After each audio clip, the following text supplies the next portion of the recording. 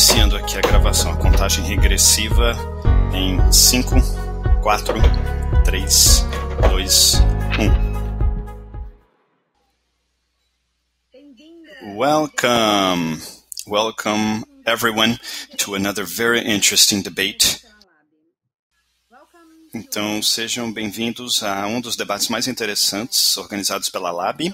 Eu tenho certeza que este debate será muito instigante para todos nós brasileiros. Estamos no meio de uma eleição municipal, então nós vamos eleger vereadores e prefeitos, e nós sabemos, mais do que ninguém, o que as mídias digitais podem fazer com uma eleição, né?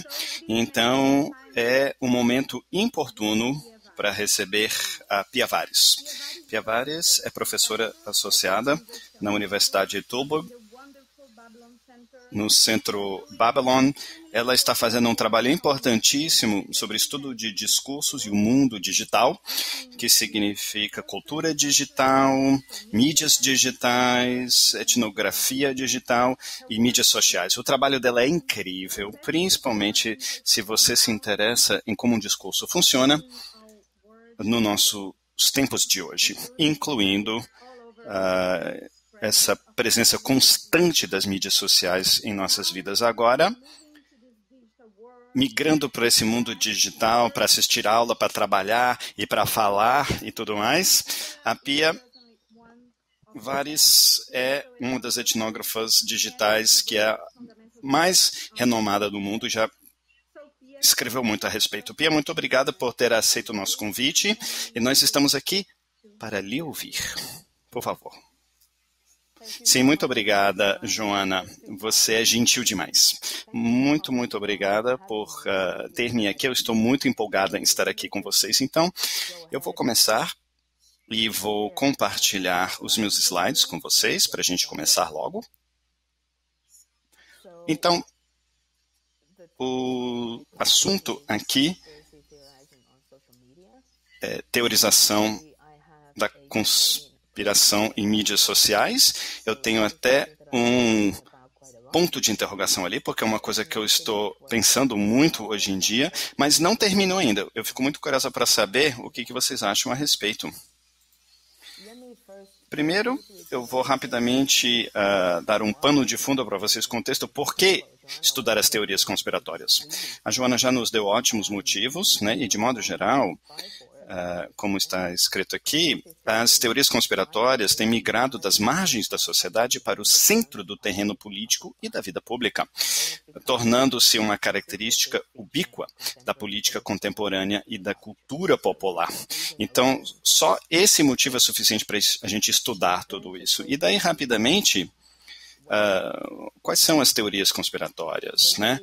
Podem ser descritas como construtos intelectuais, modos de pensamento que revestem os eventos de uma aparência de ordem.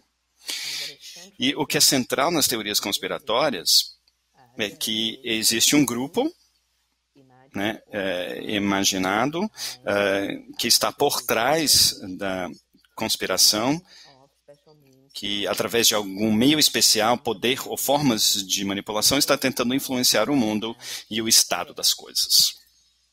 E teóricos da conspiração alegam ter conhecimento especial da verdade, como as coisas realmente são. Eles alegam, né, que tem um conhecimento especial, e isso também quer dizer que um teórico da conspiração significa ter uma espécie de identidade, né? Eles podem ser descritos como elite auto-identificada e se identificam em oposição aos outros, né? Eles que desconhecem a conspiração. O que está de fato acontecendo no mundo, muitas vezes descritos nas redes sociais, o discurso online como o rebanho ou as ovelhas, ou seja, as pessoas que são incapazes ou não querem enxergar a verdade de como as coisas realmente são. E daí, para falar um pouco sobre a importância, o significado desse tipo de pesquisa, né? As teorias conspiratórias estão no discurso político em muitos lugares do mundo, né? Para vocês no Brasil, eu nem preciso contar isso para vocês, não é nenhuma novidade, né? Para os brasileiros, as teorias conspiratórias são uma forma de desinformação, né? Podem ser muito prejudiciais para cultivar dúvida e desconfiança entre as pessoas, criando divisões e polarizando. E o que eu acho muito importante e central nisso tudo pode também ser uma fonte de violência estocástica. Então, na literatura, a gente vê descrições, né, relatos de terrorismo estocástico, que é o tipo de terrorismo onde discursos específicos são utilizados, especificamente quando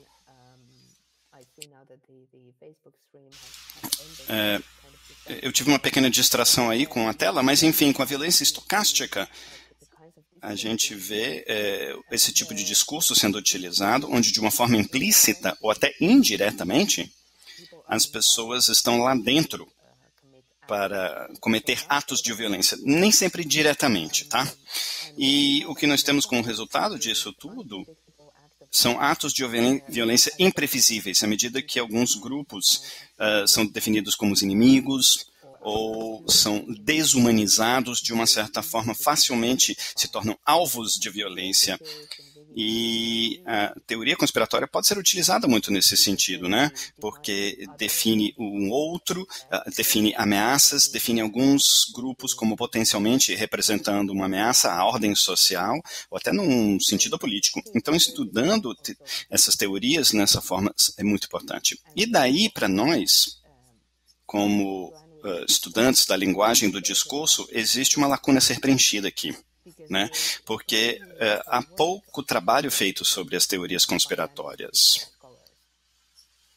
Então, existe muito trabalho ainda a ser feito neste fenômeno central para nós nessa área. E daí,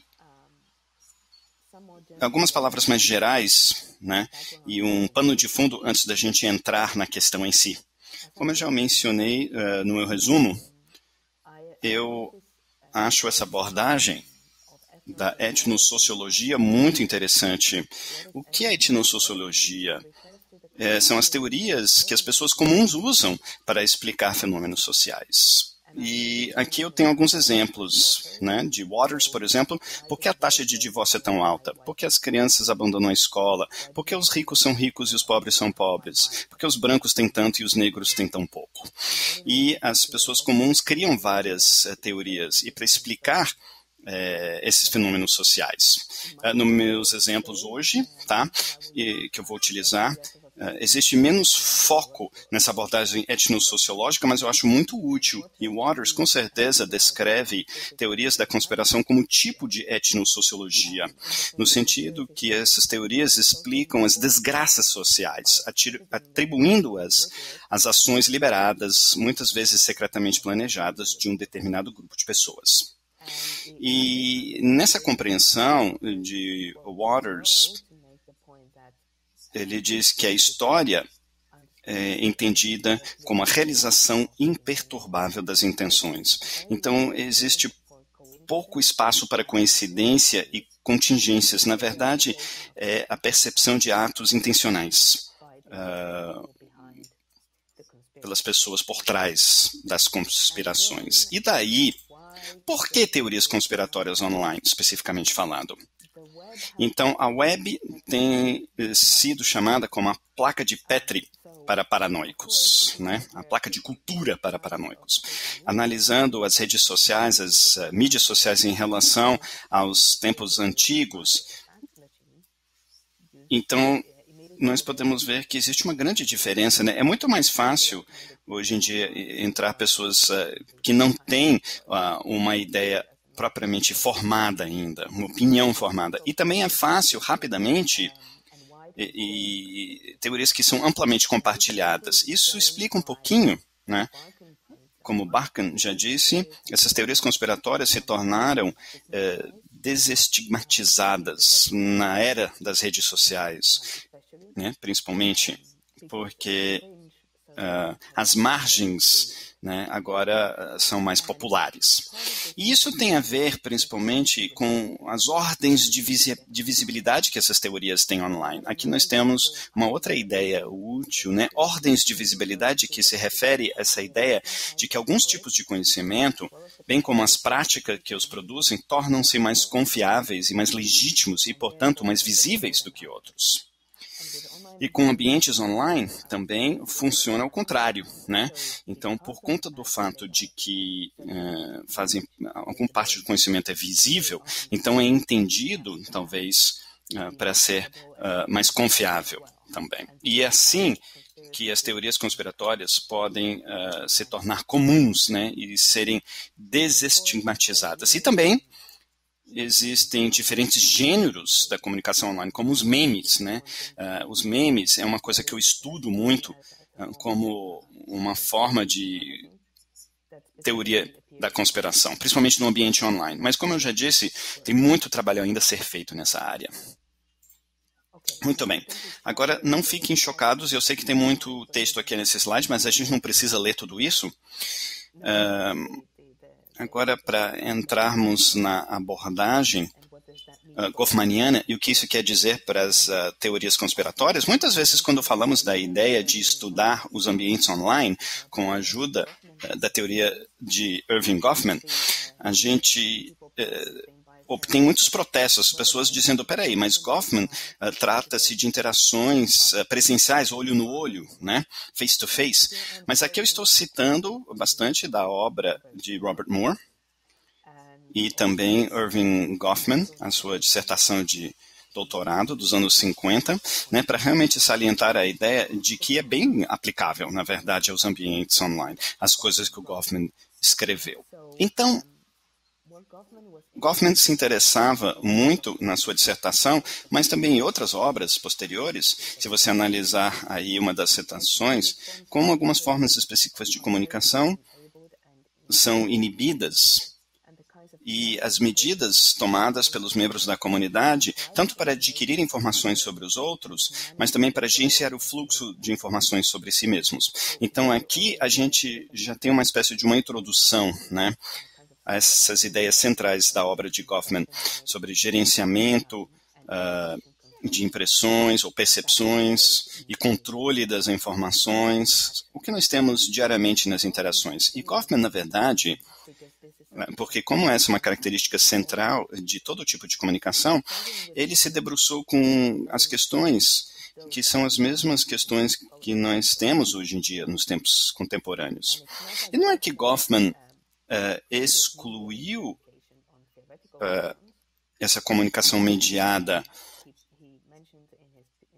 mas ele até mencionou na sua dissertação que a exclusão da mídia ou da comunicação mediada é algo arbitrário e, no caso dele, justificável mais por razões práticas do que teóricas. Então, na verdade, não era para, teoricamente, excluir a comunicação mediada, mas se você analisar as suas obras anteriores, como a sua dissertação de doutorado, de fato, havia mediação acontecendo, né? Por exemplo, utilizando telescópios para o propósito de observar o seu vizinho, sem ser flagrado, né, observando o vizinho. E se vocês se a gente pensar sobre o que a gente faz nas redes sociais, é bem comparável ao uso de um telescópio pessoal, né, para o propósito de observar outros, mas mesmo assim ficar em anonimato. E, de modo geral, Goffman é um estudioso relevante porque ele nos mostra como diferentes coisas observáveis, ou seja, as coisas que as pessoas transmitem, seja de propósito ou sem querer, através da comunicação, como o comportamento das pessoas, isso pode ser visto como mensagens, ou seja, transmitindo algo sobre si mesmo, né? E efeitos sobre padrões de contato. Tudo isso se aplica muito quando nós falamos sobre as redes sociais online ou comunicação mediada no mundo digital. Então, só para a gente entrar num ponto um pouco mais específico, o tipo de coisa que Goffman disse que é bastante relevante aqui, eu devo dizer para vocês que eu escolhi algumas passagens aqui de várias obras do Goffman, de uma forma meio eclética, talvez, mas aqui nós temos algo do seu livro chamado Interação Estratégica, que, como o nome implica, era especificamente sobre alguns tipos de interações, que exige alguma estratégia a ser utilizada. A gente pode pensar, por exemplo, práticas como espionagem, né, especificamente, mas Goffman, nesse livro, também ressaltou um ponto mais definitivo, dizendo que em toda situação social nós podemos encontrar um sentido onde um participante é um observador, há algo para ganhar com aquela expressão, e outro será o sujeito com algo a ganhar com a manipulação desse processo. E, de uma certa forma, ele diz, agentes no sentido, agentes de vigilância, né, por exemplo, ou esse tipo de agente é um pouco como todos nós, e todos nós somos um pouco como esses agentes. E às vezes, quando eu leio a obra de Goffman, eu fico pensando se interação social realmente é tão estratégica no cotidiano, né? E será que existe tanta manipulação e até uma certa paranoia aí acontecendo? Mas quando falamos de teorias da conspiração, eu acho que essa é uma forma muito útil da gente pensar na comunicação e gestão das impressões. Goffman também disse na Interação Estratégica de 71 que quando pouco é apostado, quando pouco está em jogo, aí os sinais são considerados confiáveis. E é quando tudo deve ser confiável que nada pode ser pensado que deve ser confiável. Ou seja, quando muito está em jogo, aí a natureza dos sinais é vista como menos confiável.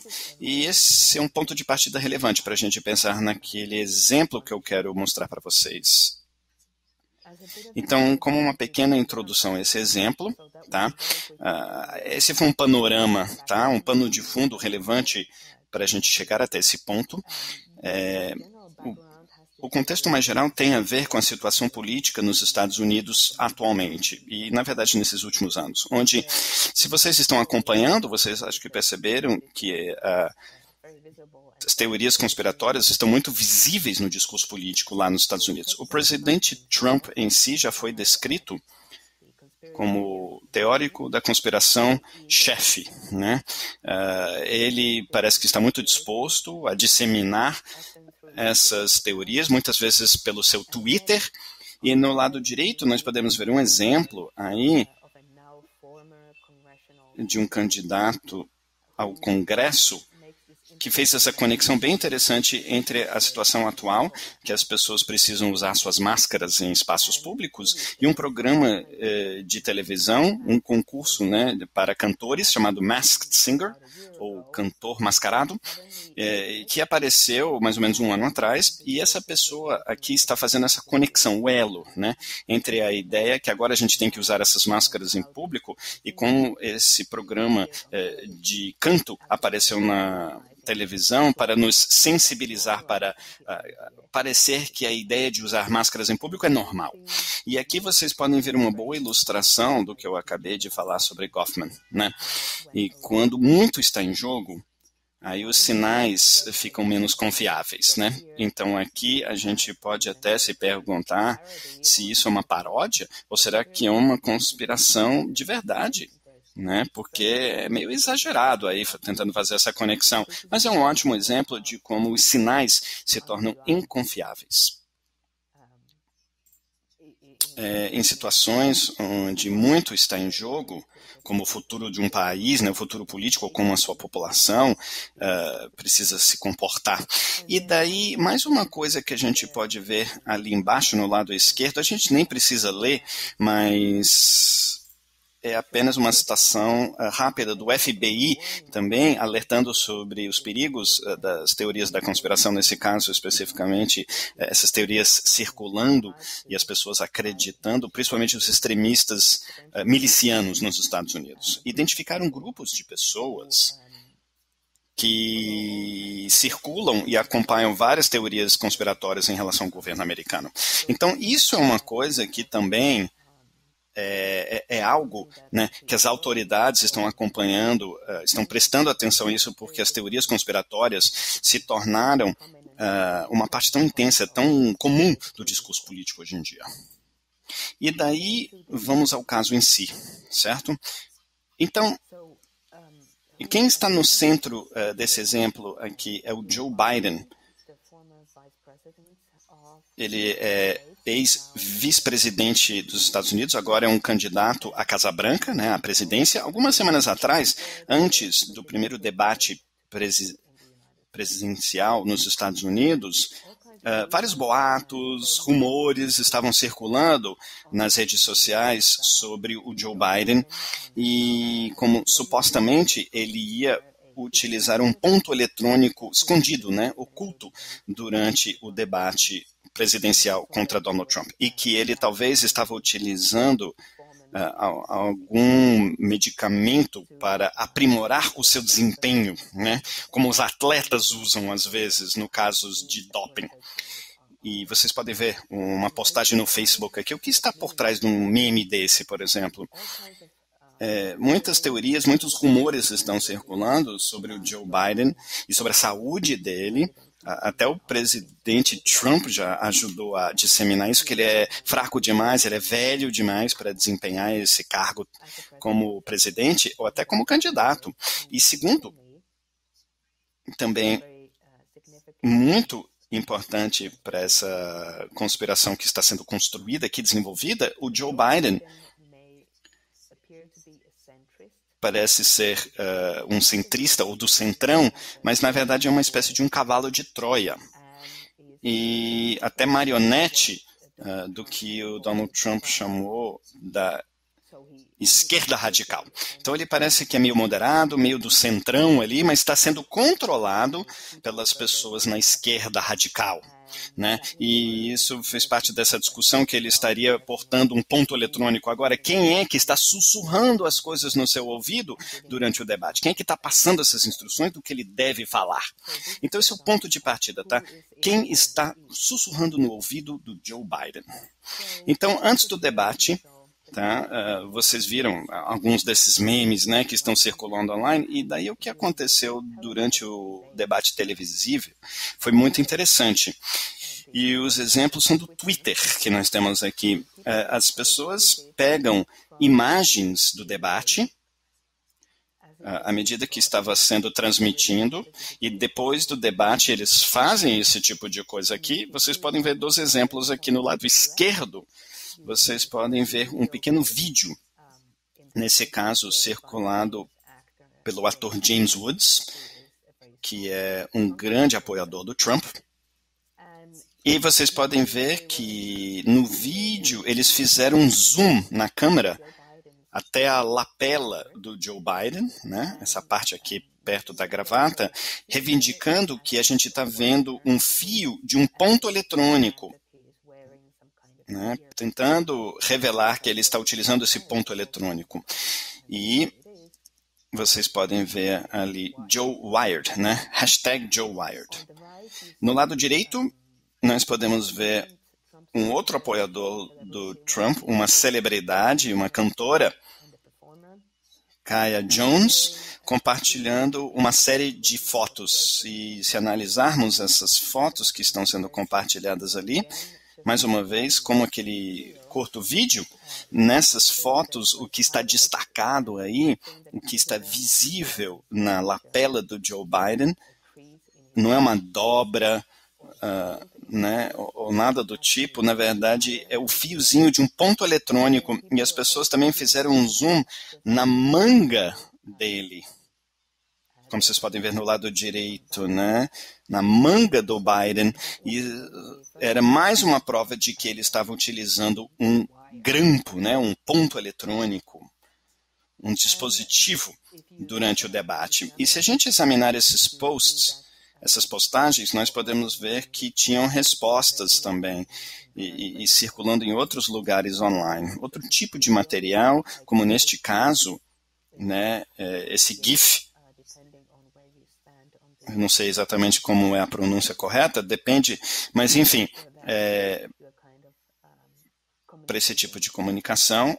E o que aconteceu aqui é que, mais uma vez, pegaram uma parte das imagens televisivas no debate, fizeram um zoom ali e criaram um curto vídeo para mostrar que alguma coisa estava saindo da manga do Joe Biden e supostamente era prova de que ele estava utilizando, né, um grampo ou um ponto eletrônico. Enfim, o que aconteceu depois é que no Facebook começamos a ver propagandas da campanha de Trump alimentando essas teorias conspiratórias e com evidências parecidas, né?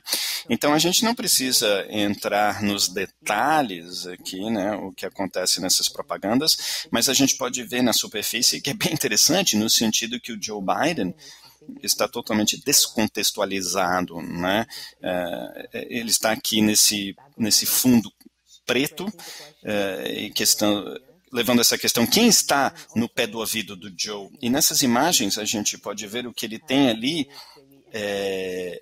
aquele fonezinho da Apple, né? Então, sabe qual é a origem dessa imagem? E ela se relaciona realmente à realidade, ao que aconteceu no debate? Mas aí está aparecendo nas propagandas eleitorais da campanha do Trump. E também outros exemplos de teorias conspiratórias em relação ao Joe Biden. Circulando no Twitter e outras redes sociais, eu estou simplesmente incluindo uma aqui que vocês estão vendo do lado esquerdo, supostamente ele não estava apenas utilizando um ponto eletrônico ou até uma lente de contato no olho que tinha um sistema que podia mostrar imagens para ele em vídeo no olho dele. E supostamente os olhos dele, que geralmente são azuis, não estavam azuis durante o debate. Então parece que existe uma mudança na coloração do olho e essa pessoa está dizendo que os olhos estão focados em direções diferentes, né, opostas. E que tem alguma coisa ali na íris. Enfim, muitas reivindicações e a gente pode estar se perguntando, isso é sério ou é uma paródia? Isso é uma piada ou isso é uma coisa séria? Mas parece que as pessoas estão levando isso a sério, né? E aqui vocês podem ver, como o Goffman já sugeriu, interação estratégica, que os sinais têm se tornado inconfiáveis. E, de uma certa forma, esses sinais preocupantes de que algo está errado.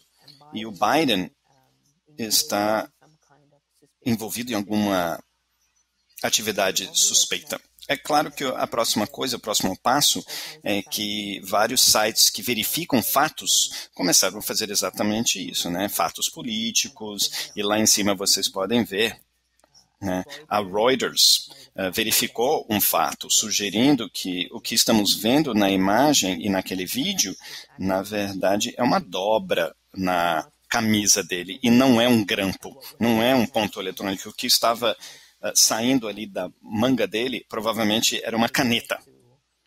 E não significa que ele estava utilizando um ponto eletrônico ouvindo mensagens secretas. Muito bem, então teremos mais material ainda para discutir, mas só para ver como a gente pode entender tudo isso com base nas obras de Goffman. Então vamos ver o que ele fala sobre interação e as formas pelas quais nós gerenciamos as apresentações de nós mesmos. Então, de modo geral, Goffman, claro, diz que quando um indivíduo entra na presença de outros, neste caso, de uma forma mediada, através de imagens e vídeos e tudo mais, o que geralmente acontece é que as pessoas procuram adquirir informações sobre essa pessoa, né? Ou trazer em jogo informações sobre essa pessoa que já eram possuídas, ou seja,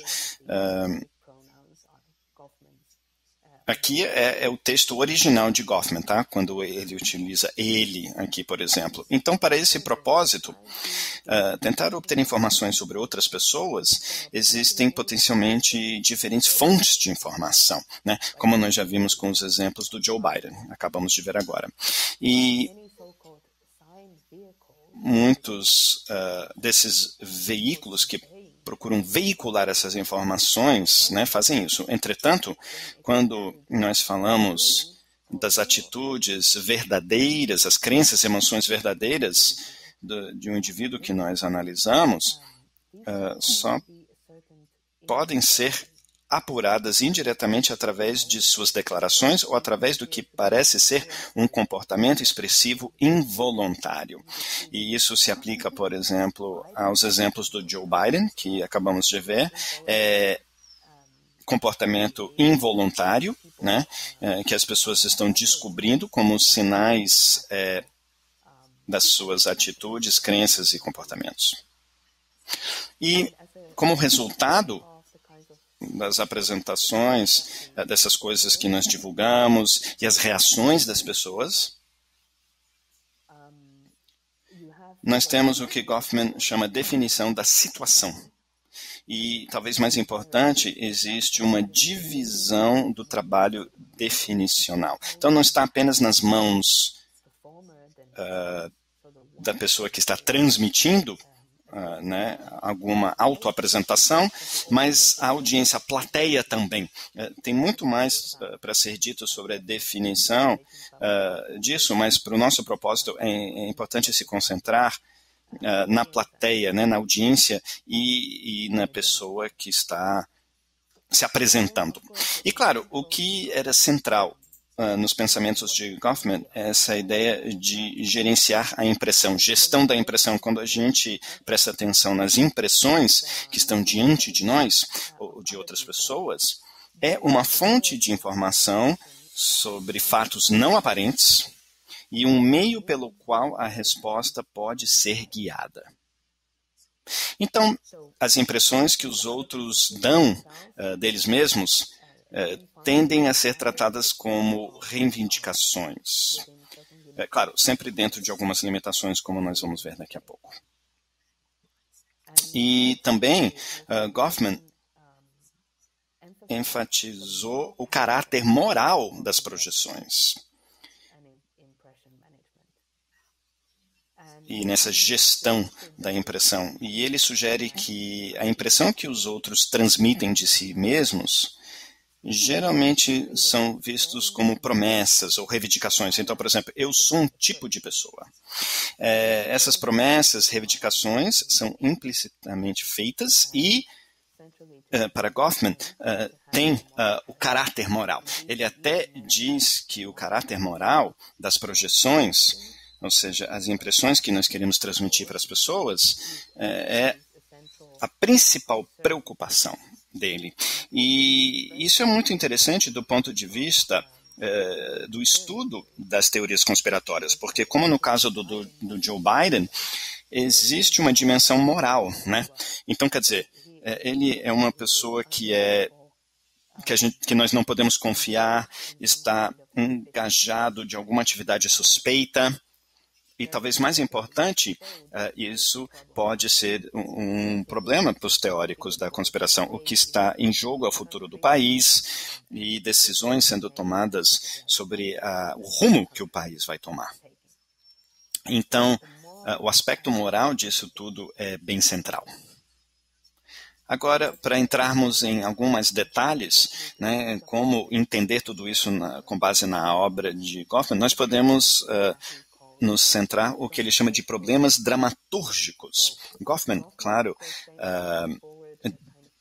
desenvolve um entendimento dramatúrgico da autoapresentação e da vida social, onde nós somos atores num palco, né, e nós desempenhamos diferentes papéis em diferentes situações sociais, ou seja, uma metáfora da dramaturgia em como a vida social se desdobra e acontece. E existem vários termos, toda uma terminologia que nós podemos utilizar aqui, como fachada, cenário, conjunto de equipamentos de sinalização, frente pessoal, mas eu acho que o que é mais relevante aqui, claro, tudo isso é relevante, mas em termos da compreensão das teorias da conspiração, pode ser útil se concentrar nas discrepâncias e as perturbações que acontecem na autoapresentação. Ou seja, o que nós vimos com o caso do Biden, que eu expliquei rapidamente, nós vimos que, segundo os teóricos da conspiração, ele estava tentando ocultar evidências, provas do que Goffman chama de trabalho sujo, participando de alguma atividade ilícita, algum comportamento proibido, e o que os teóricos da conspiração enxergam naqueles vídeos ou imagens do Biden, discrepâncias entre as aparências, ou seja, a impressão dele mesmo que ele está tentando transmitir e, de modo geral, a realidade ou a atividade. Ou seja, em outras palavras, as coisas não são o que elas aparentam ser. Agora, Goffman, de modo geral, também desenvolvia a ideia de que as interações do cotidiano, as interações sociais, a plateia, a audiência, o público, geralmente acredita nas coisas que eles veem em outras pessoas. A audiência contribui para a manutenção de um espetáculo. Então, a audiência contribui para a manutenção desse espetáculo, exercendo práticas de tato ou proteção em nome do apresentador. Ou seja, ao invés de enxergar alguma discrepância entre a aparência e a realidade, eles simplesmente deixam para lá. Fazem vista grossa, digamos assim. E Goffman diz que poucas impressões poderiam sobreviver se aqueles que receberam a impressão não exercessem tato em sua recepção.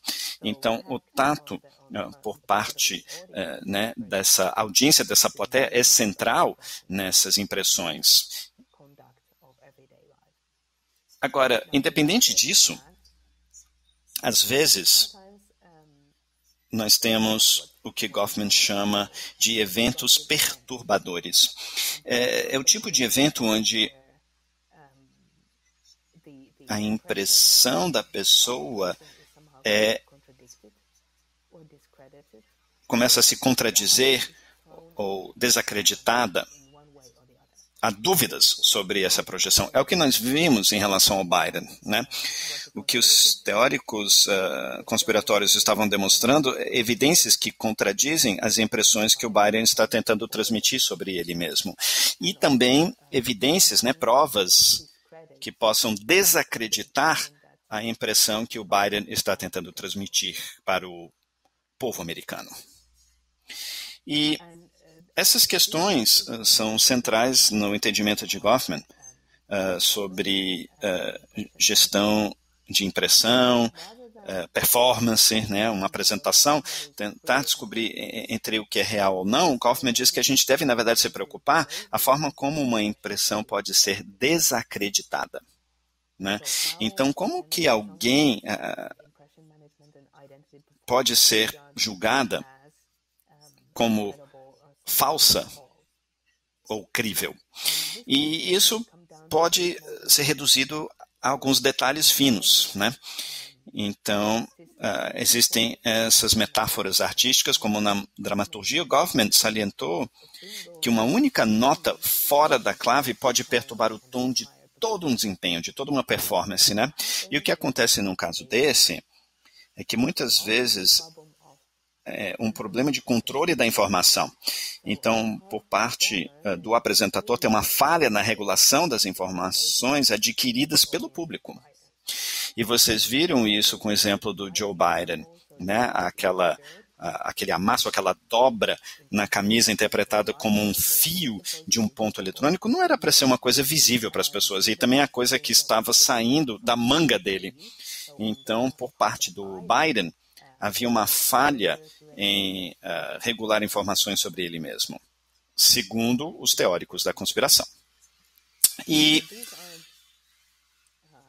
no entendimento de Goffman, são alguns problemas básicos para muitos dessas performances. O controle da informação e, como consequência, é o que ele chama de um incidente, né? Onde alguma informação destrutiva sobre a pessoa é descoberta e disseminada. E nós vimos exemplos de informação destrutiva desenvolvidas pelos teóricos, como a dobra na camisa ou aquela coisa saindo da manga do Biden.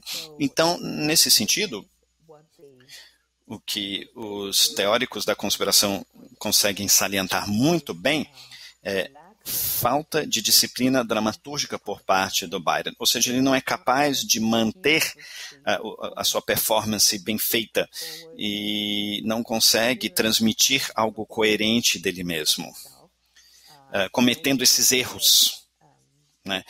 Como consequência, esses dispositivos que eram ser sigilosos agora são visíveis.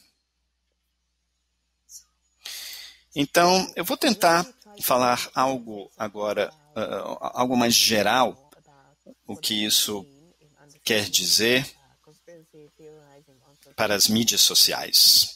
Então, esse é um grande panorama, né, sobre o assunto todo, mas eu quero que seja um pouco mais concreto agora. O que vocês estão vendo aqui, as pessoas fabricando, criando, colaborando sobre as teorias conspiratórias, não é necessariamente um público de conluio goffmaniano. Você se lembra do tipo de público que exerce tato e salienta discrepâncias, né, no desempenho de outra pessoa. Mas, ao invés disso, são pessoas que procuram pistas, né, deixas, o que o Goffman chama de escorregadelas, coisas que possam desacreditar aquela pessoa e funcionam como evidências, provas que aquele desempenho é falso, é enganoso. Tá? E aqui a epistemologia visual é central nessas ideias. Então, a ideia de que ver para crer e que o material visual muitas vezes alcança o status de prova, de evidência. Não porque as mídias sociais funcionam tanto em relação a material visual, mas toda essa ideia da epistemologia visual, ou seja, ver para crer, e se existem imagens, significa que deve ser verdade. E o material visual é muito interessante nesse sentido, em termos do seu status como evidência ou prova de alguma coisa e como pode ser inspecionado para encontrar inconsistências e escorregadelas, né, no desempenho de uma pessoa. Biden, com certeza, não é o único exemplo disso. A gente vê isso todo dia em material visual, nas redes sociais e como isso é utilizado para a teorização da conspiração. Então, nós podemos ver nitidamente que a impressão do Biden está sendo estudada, né, cuidadosamente em relação ao que diz sobre ele, ele como pessoa, né, caráter. Então, o que está em jogo aqui é controle da informação e como Biden consegue gerenciar isso e quais fatos não aparentes sobre ele são disponibilizados. E o que nós vimos com Biden é que existem alguns meios pelos quais os teóricos da conspiração conseguem disseminar essas provas, essas evidências, e como eles fabricam, digamos assim, né? Então, nós vimos, por exemplo, formas de recontextualização, ou seja, pegando, neste caso, imagens televisivas do debate e colocando isso em um contexto totalmente diferente e, às vezes, também na forma de ressemiotização, ou seja, de uma forma semiótica para outra. Então, nós vemos imagens do debate televisivo sendo tornada em memes e GIFs, né, e vídeos mais curtos. Ou seja, aqui podemos até dizer que a gestão da impressão está sendo feito em algo que pode ser estudado e se torna provas ou evidências através do que Paris e Donovan chamam de falsificações baratas, mal feitas, né? Cheap fakes. Então, é acessível para todos. Por isso que é uma falsificação barata. Você não precisa de nenhuma tecnologia, nenhum equipamento sofisticado, nenhum software para fazer esse tipo de coisa. Se refere a práticas como diminuindo a velocidade ou até aumentando a velocidade do vídeo ou tirando totalmente de contexto, né? Tirando as coisas de um contexto e colocando em outro contexto totalmente diferente. Ou como nós vimos no exemplo do Biden, fazendo um zoom nos detalhes, muitas vezes através de uma imagem não muito nítida, que isso pode ser muito útil para os teóricos da conspiração, porque uma imagem não é... A leitura dessa imagem nem sempre é perfeita, ou seja, os sinais podem ser interpretados de qualquer forma. E o que nós temos aí, através dessas diferentes práticas digitais, digamos assim, é o making of, né, a fabricação de eventos perturbadores. Então, fazendo essas práticas, os teóricos, no exemplo do Biden, e muitas vezes isso acontece em outros exemplos, é que eles criam um evento perturbador, ou seja, onde a autoapresentação do Biden está sendo desacreditada. Então, ele se torna o que Goffman chamou em seu livro Stigma, de uma pessoa desacreditável. É alguém que está tentando gerenciar informações sobre si mesmo, né? Ele tem esse papel dado a ele pelos teóricos da conspiração, que ele tem algo a esconder, que essa pessoa é uma pessoa suspeita, socialmente até perigosa, e através das diferentes práticas que os teóricos utilizam, eles mostram como essa pessoa falhou e como essa pessoa é um perigo, uma ameaça. Então, para chegar até algumas conclusões, tá? E depois eu queria saber o que vocês acham, né? A opinião de vocês. Então, rapidamente eu mostrei para vocês um exemplo e tentei salientar algumas questões centrais para estudar ou perturbar ou criar perturbações no desempenho de alguém, numa performance de alguém. E talvez estamos indo aqui de falar sobre teorias conspiratórias para falar sobre teorização, né, como um processo ativo, uma atividade ativa que acontece através de diferentes práticas, como neste caso, recontextualização, ressemiotização, postando atividades, se reunindo com outras pessoas, encontrando outras evidências, falando sobre essas evidências com outras pessoas.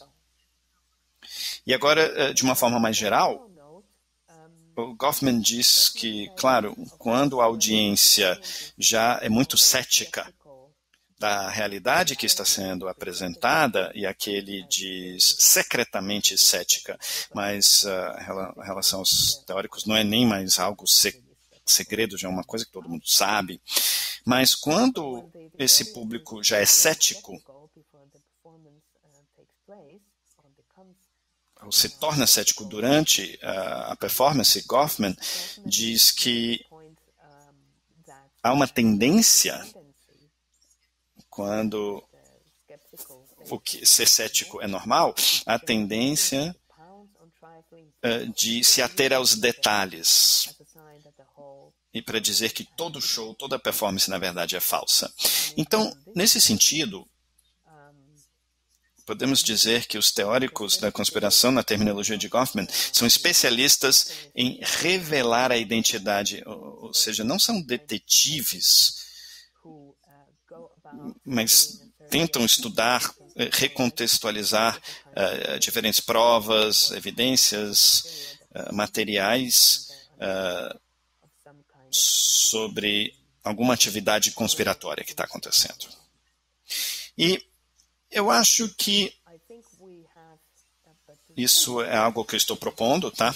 Até para refletirmos. Quando nós analisamos o que os cientistas políticos falam sobre teorias conspiratórias, por exemplo, recentemente, Moorhead e Rosenblum disseram que o que acontece na cultura política dos dias de hoje é que a gente vê um novo conspiracionismo, que é conspiração sem teoria.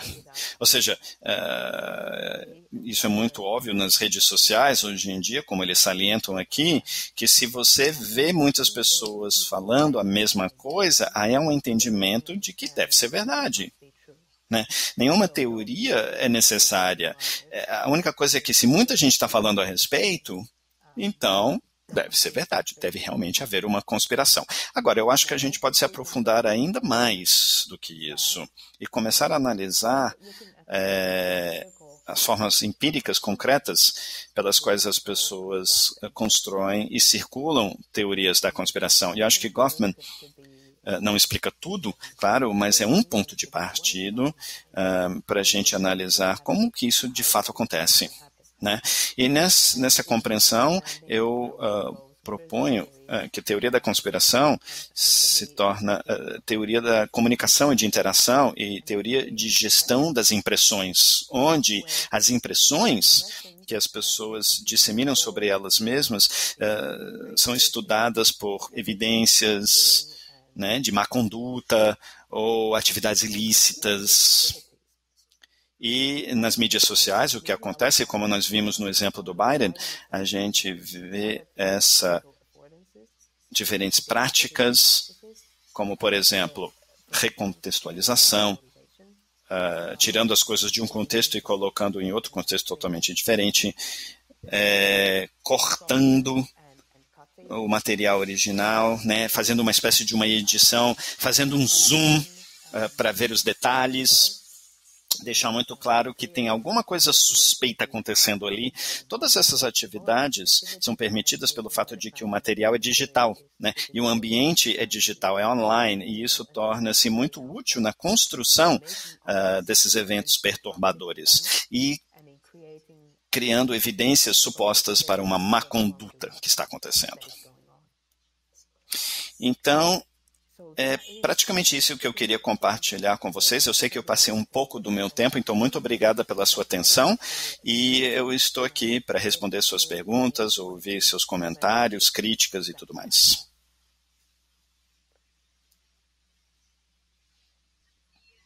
Olá, Pia. Olá, Joana. Olha, nós temos algumas perguntas já, tá? E vamos à primeira pergunta. Você concorda que essas teorias conspiratórias agem como uma cortina de fumaça para encobrir coisas? Não sei. Talvez eu possa ler mais de uma pergunta, pode ser? Sim, tudo bem, pode ser. Uma outra pergunta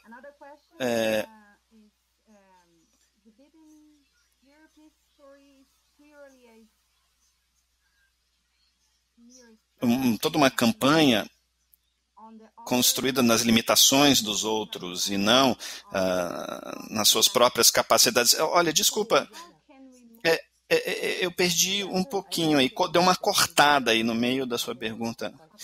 Porque começa com uma afirmação. Sim, essa história do grampo, do ponto eletrônico do Biden é só uma estratégia, né? Quando uma campanha é construída nas limitações do outro e não na capacidade, né, daquela pessoa. Então, quer dizer, como é que a gente pode ir além, né, dessas campanhas difamatórias?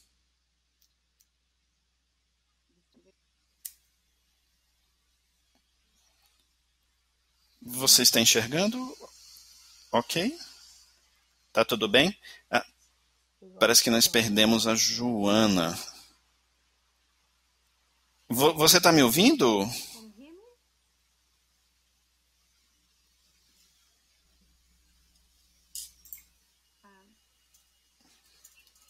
Você está me ouvindo, Pia?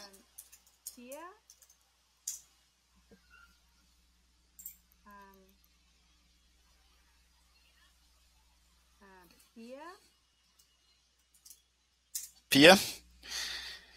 Tem alguma coisa que não está funcionando. Opa. Bom, eu estava travando ou Pia? Uh, E agora... was I freezing or was it Pia? Ok. Vamos aguardar. Let's wait. She'll be right back. Olá, Pia. Olá. Voltamos. Eu acho que a minha internet não está muito estável. Mas, enfim, a pergunta...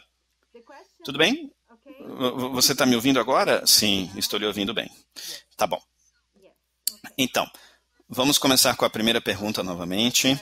Você concorda que essas teorias conspiratórias agem como uma cortina de fumaça?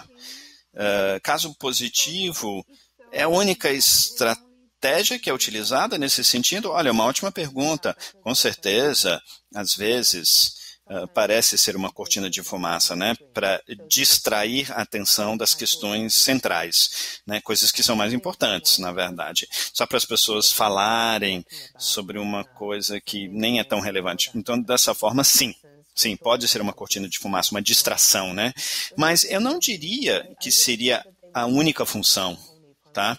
Então, o que nós vemos muitas vezes, de uma certa forma, o exemplo do Biden, eu acho que é um exemplo disso, é que existe todo um esforço, né, de criar inimigos, desacreditar outras pessoas, né, fazer um grupo ficar contra outro grupo ou contra alguma pessoa. Ou seja, podem ter várias funções, várias estratégias, eu diria. Eu acho que uma cortina de fumaça é apenas uma das estratégias, né, um dos propósitos, tá certo? Outra pergunta aqui sobre essas histórias do Biden e esse ponto eletrônico, nesse grampo, ou sei lá o quê. Com certeza é uma estratégia difamatória, né, onde toda uma campanha é construída nas limitações do outro e não nas suas próprias capacidades, né? Então, como que a gente pode ir além de uma campanha difamatória? Certo, eu acho que é uma ótima pergunta, sabe? É uma coisa que eu não expliquei muito. Eu, na verdade, não toquei muito nesse ponto. Que existe um contexto bem mais amplo além de uma campanha difamatória. Então, quando isso acontece, né, quando nós falamos desse caso específico, vocês podem ver isso como parte de uma campanha mais ampla, né, maior. Em primeiro lugar, para a campanha do Trump e os seus representantes falarem com seu público, né, com seus eleitores e manter as pessoas concentradas em inimigos, né, odiar o inimigo, mas também falando coisas que vão além de uma campanha difamatória, porque funciona com outras estratégias, criando divisões entre vários grupos de pessoas, tornando um grupo contra o outro. Então, dessa forma, uma campanha difamatória é apenas um nível, né, eu diria. Eu não sei se eu estou respondendo corretamente, mas eu diria que se a gente só vê uma campanha difamatória, não é só isso, porque é uma estratégia muito importante, claro, criando algo que é uma coisa maior, né, no contexto político. Então, sim, com certeza seria necessário ir além de uma campanha difamatória, sem dúvida. Talvez algo que tem a ver com pertencimento ou algum problema de identidade. Nós temos outra pergunta aqui. Covid-19 levou à tona muitas teorias conspiratórias contraditórias, né? Como, por exemplo, não existe uma pandemia, a China é responsável por isso de uma forma intencional, o Bill Gates quer vender vacinas.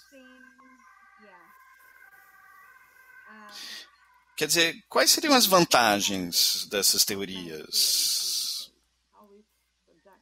É uma ótima pergunta também. Eu acho que Uma coisa é que existem muitas teorias, são muitos grupos, né, disseminando essas teorias conspiratórias. E diferentes grupos têm diferentes teorias que querem espalhar por aí. Mas é claro, podemos dizer que uma vantagem de ter tantas teorias é que elas tiram a sua atenção, né? E podem funcionar bem uma com a outra, pode criar uma sinergia. A conspiração sobre a vacina e a China geralmente age em conjunto, né? Como uma nova ordem mundial, uma conspiração de uma nova ordem mundial. Então também elas se fortalecem, né? Tem uma sinergia ali. Pode funcionar numa sinergia. Até se elas são contraditórias. Olha, né, existe uma pandemia, não existe uma pandemia. Às vezes podem ser contraditórias num primeiro momento, mas existe um alvo maior onde a suspeita está sendo criada. Então, na verdade, você pode juntar diferentes públicos-alvo, na verdade, com o mesmo objetivo, o mesmo pensamento por trás das teorias. Na verdade, parecem ser coisas contraditórias ou diferentes, mas o fim é o mesmo. Verdade, faz sentido. Agora, outra pergunta.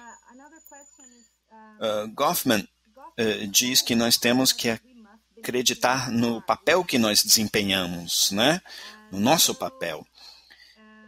O Trump e o Bolsonaro, eles acreditam de fato? Né? Que eles são homens honestos, etc. Eles acreditam realmente nisso? Quer dizer, é sobre participação, né, nessa teoria do Goffman. É acreditar no papel que você está desempenhando? Sim, é uma ótima pergunta, sabe? E é algo que eu já refleti muito a respeito.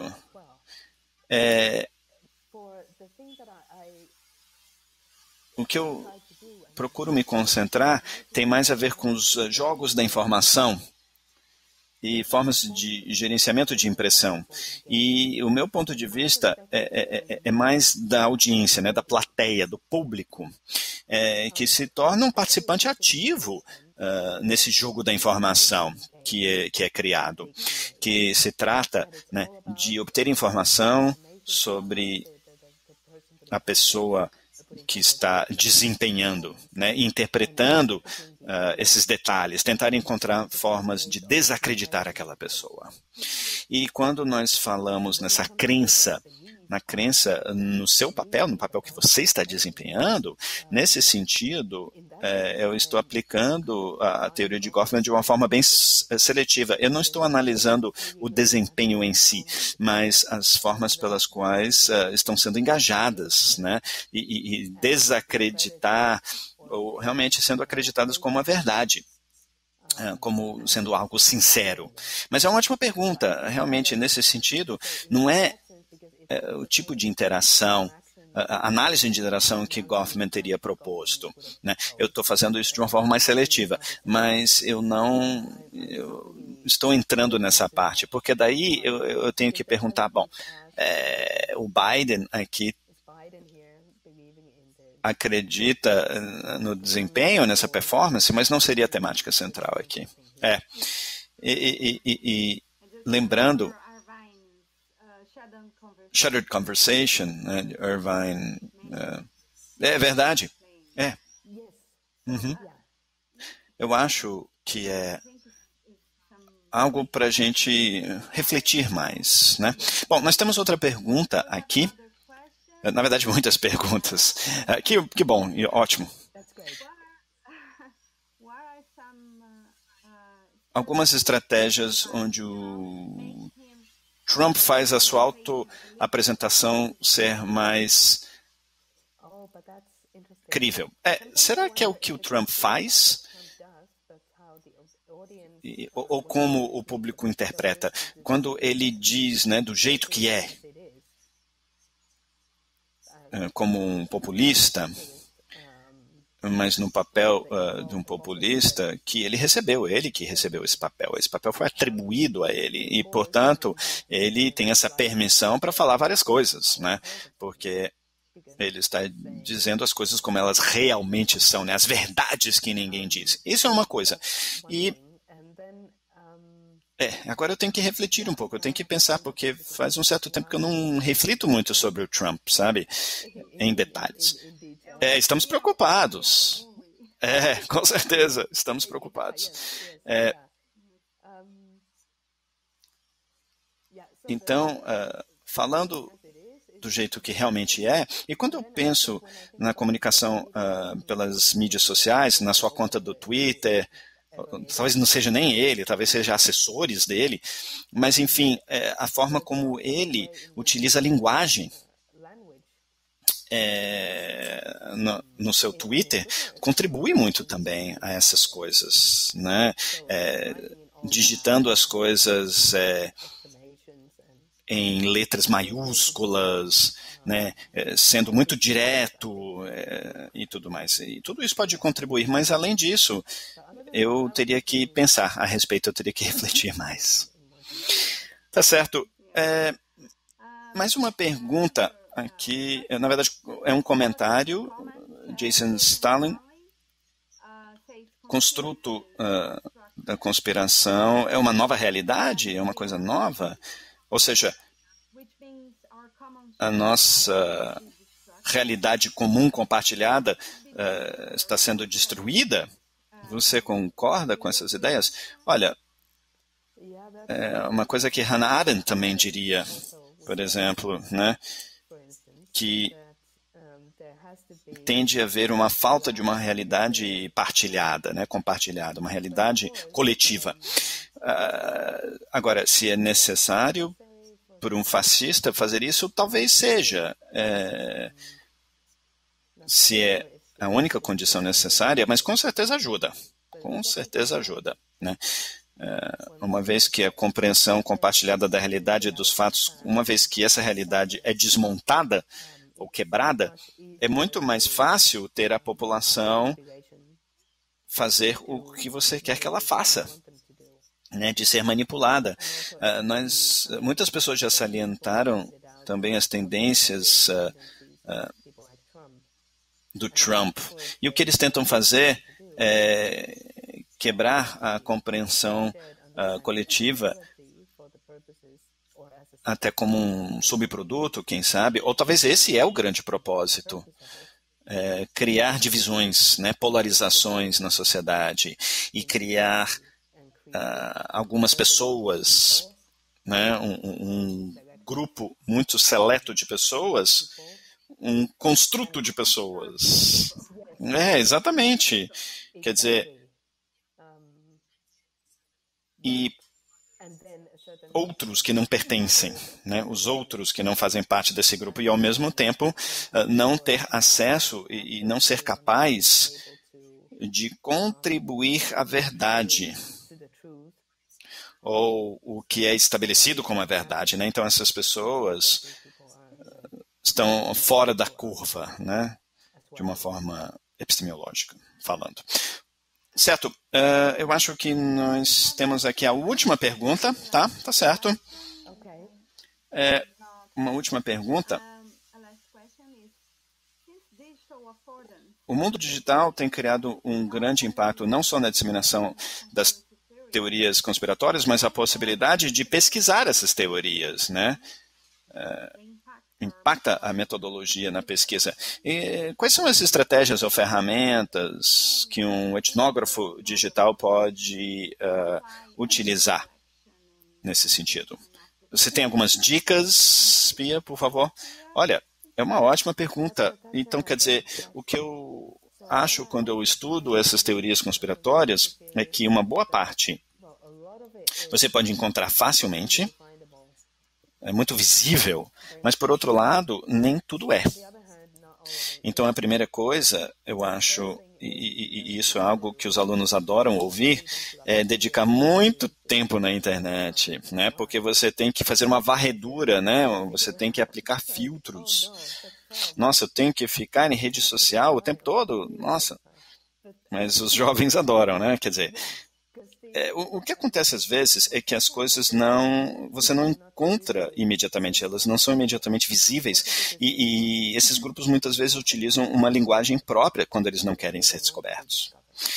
Então, em termos de coleta de dados, sim, eu não sei se tem algo específico que essa pessoa está me perguntando, mas quando falamos da limitação dessa área, claro,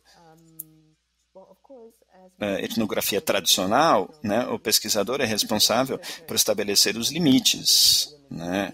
Agora, o que acontece online é que a área está ligando a outras coisas, em outras direções, e daí a gente tem que começar a tomar decisões, né? O que é que você quer acompanhar de fato? O que você quer estudar? É um determinado grupo de pessoas que te interessa, ou será que é algum discurso específico que pode te levar a outros ambientes, numa outra direção, ou será que é algum artefato da semiótica e como as coisas circulam? Quer dizer, a definição da área depende muito, em muitos casos, depende muito no foco analítico e o que é exatamente que você quer descobrir. E tendo dito isso, eu percebo que eu não estou sendo muito útil com a minha resposta, mas enfim. Não, eu acho que é algo sobre...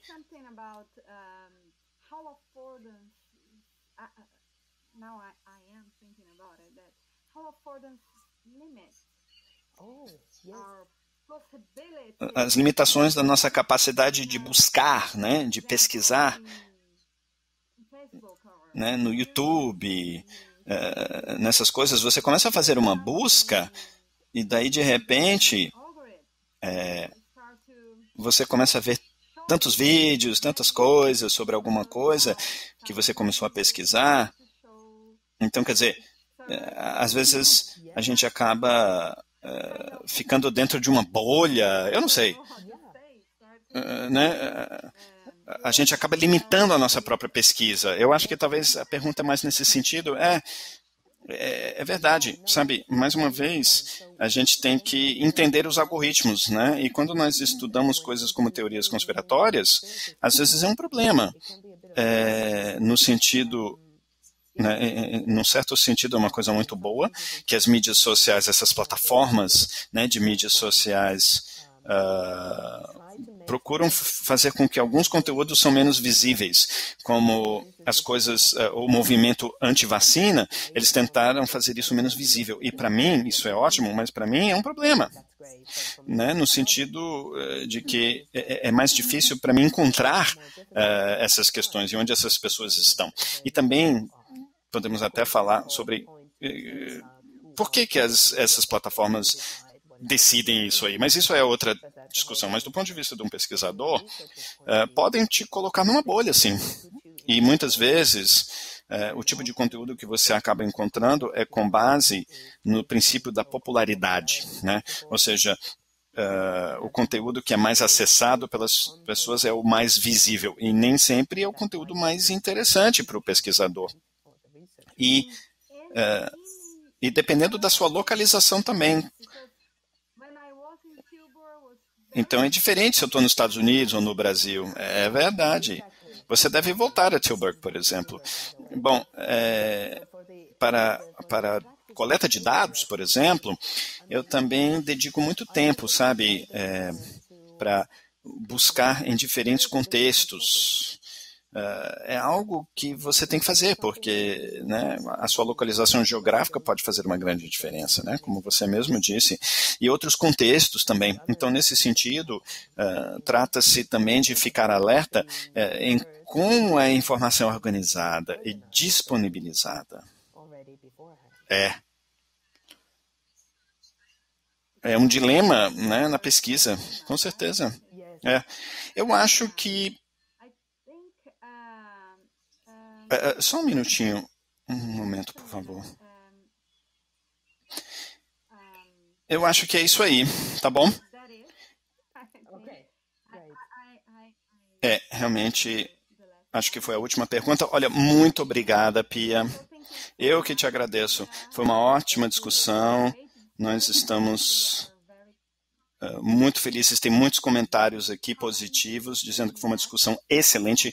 Eu acho que estamos começando, né, com a etnografia digital. Faz pouco tempo. Estamos arranhando a superfície. Eu acho que temos muitas coisas ainda para fazer e para ver, né? Com certeza. Então, foi excelente e eu espero que nós possamos colocar isso no ar, né?